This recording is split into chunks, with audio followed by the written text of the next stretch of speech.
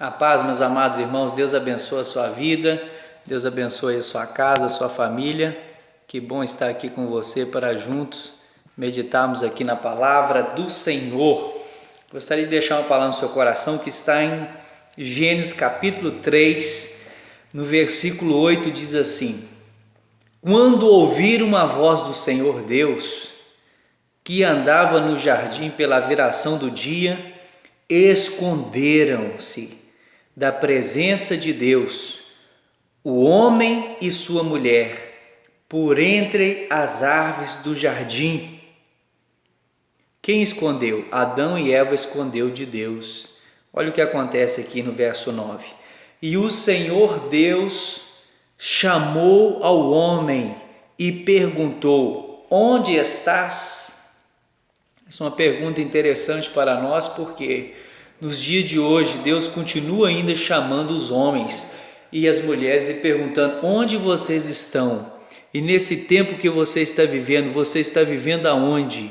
Aonde você está vivendo? Você está no centro da vontade de Deus? Você está andando junto com Deus? Ou você está escondendo de Deus?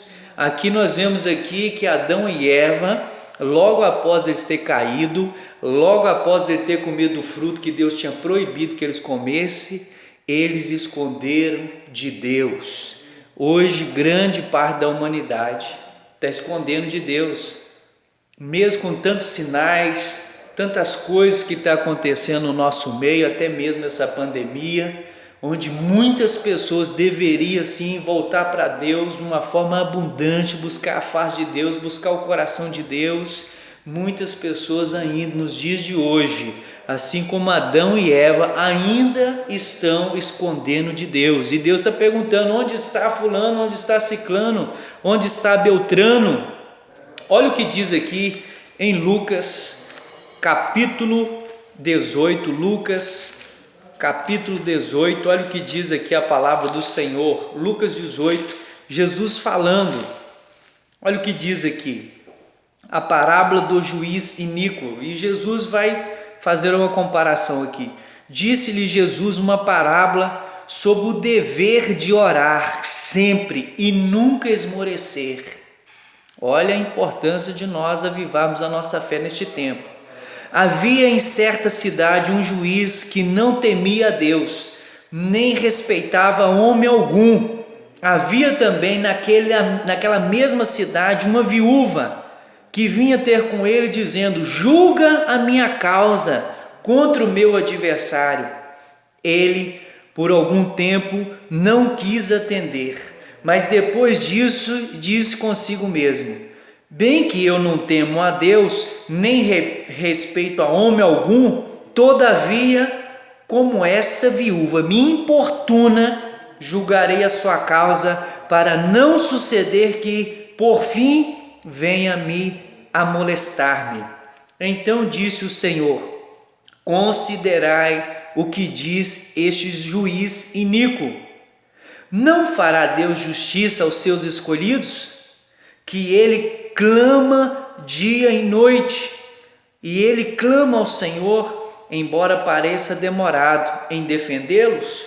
Digo-vos que depressa lhes fará justiça, logo Deus lhe fará justiça. Contudo, quando vier o Filho do Homem, achará porventura fé na terra? Olha, esse tempo que nós estamos vivendo é um tempo que a nossa fé deve ser avivada. O nosso coração precisa voltar para Deus. O Senhor Jesus está dizendo: olha, quando vier o Filho do Homem, será que achará fé na terra? Por isso o dever de nós orarmos sempre sem esmorecer. Está havendo resposta? Continua orando. Não tem a resposta ainda? Continua orando. Você pode receber o sim de Deus, o não de Deus, o silêncio de Deus, mas nós não podemos parar de orar. Nós não podemos fugir, nós não podemos esconder de Deus. Nós temos que buscar a face do Senhor. Olha o que diz aqui no livro de Hebreus, Hebreus capítulo 10.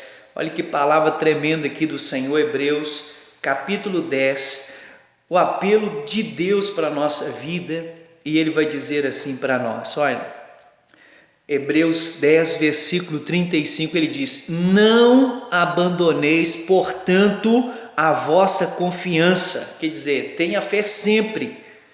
Ela tem grande galardão. Olha que maravilha. Com efeito, tendes necessidade de perseverança, para que, havendo feito a vontade de Deus, alcanceis a promessa, porque ainda dentro de pouco tempo, aquele que vem virá e não tardará. O próprio Senhor Jesus virá buscar a sua igreja, e ele diz: todavia, o meu justo viverá pela fé. O meu justo viverá pela fé, e se retroceder, nele não se compraz a minha alma.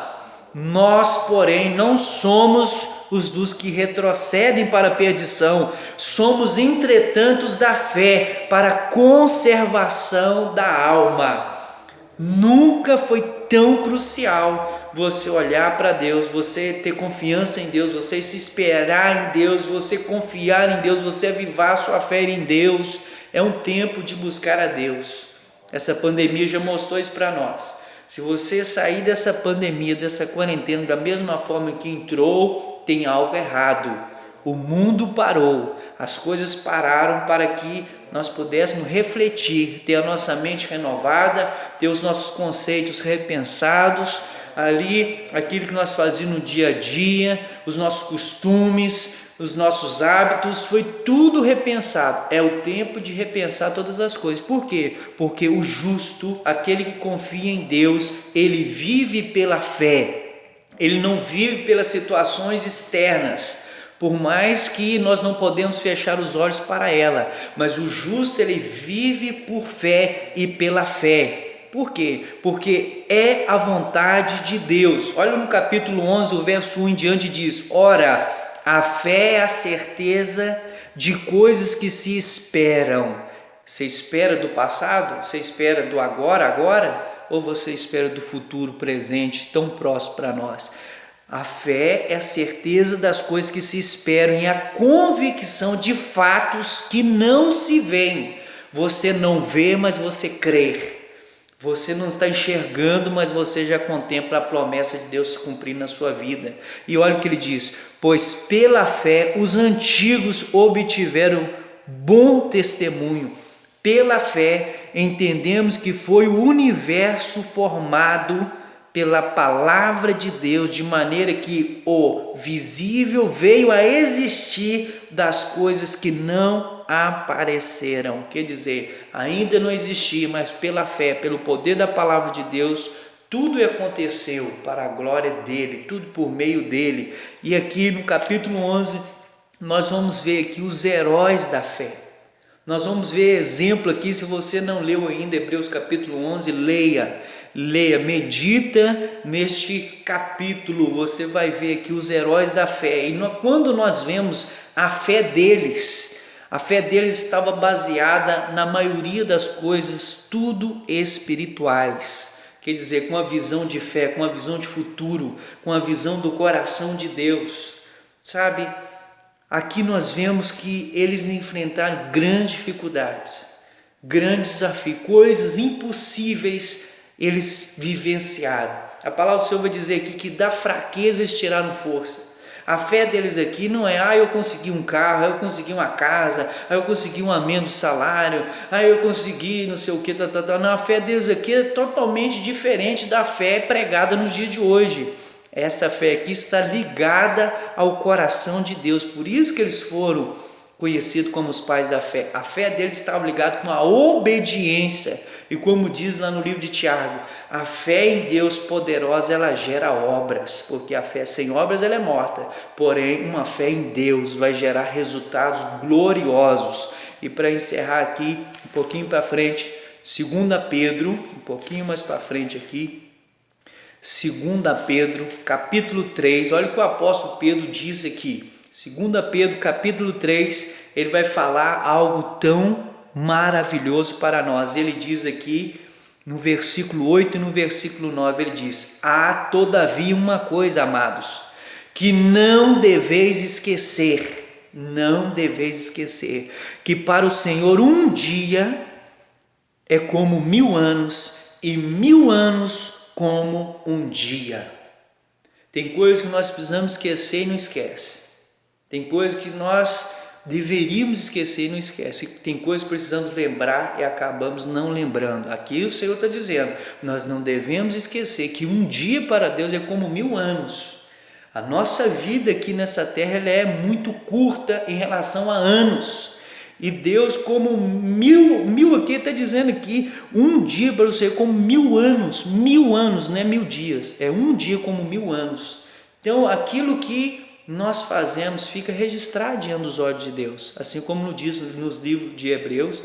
No livro de Hebreus vai dizer que Deus tem patente de todas as coisas às suas vistas. E olha o que ele diz no verso 9: não retarda o Senhor a sua promessa, como alguns a julgam demorada.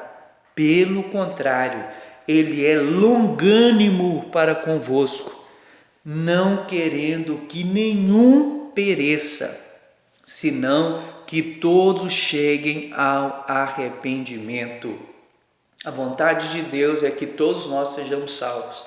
Deus não faz acepção de pessoas. Deus nos ama e Deus quer ver o nosso bem. Deus quer ver a gente romper, a gente ser feliz, a gente viver esse tempo, mesmo que em pandemia, nós vivemos o sobrenatural de Deus. Creia que tudo isso que você está vivendo, tudo isso que você está enfrentando, toda essa batalha externa não pode abafar a fé que Deus plantou no seu coração. E a palavra do Senhor diz no livro de Romanos que a fé vem pelo ouvir a palavra. Você não pode deixar de ouvir a palavra, você precisa se alimentar o seu espírito com a palavra, assim como o seu corpo físico precisa de um almoço, de um café, para você se fortalecer fisicamente, assim é o seu espírito. Você precisa alimentar o seu espírito fielmente todos os dias. E na maioria das igrejas, inclusive na nossa, nós já voltamos com os nossos cultos presenciais, às quintas-feiras às 19h30 e ao domingo às 19 horas. Vem participar conosco, aquele momento de estarmos juntos, orar, interceder, profetizar, receber uma palavra do coração de Deus. Você será muito bem-vindo para ouvir aquilo que Deus tem para transmitir ao seu coração. Aqui o Senhor está dizendo, a promessa dele não retarda, nós estamos no ano da promessa. Creia que aquilo que Deus prometeu no seu coração vai se cumprir. A palavra de Deus ela é fiel, ela não volta vazia. Ele está dizendo que vai se cumprir, ela não demora, como muitos pensam que está demorando. Não, Deus é longânimo, Deus é soberano, Deus é onipotente, onisciente, onipresente, Ele sabe de tudo. Dentro desse grande plano nós sabemos que todas as coisas cooperam para o bem daqueles que amam a Deus. Se você ama a Deus, creia, alimenta a fé do seu coração e viva o sobrenatural de Deus.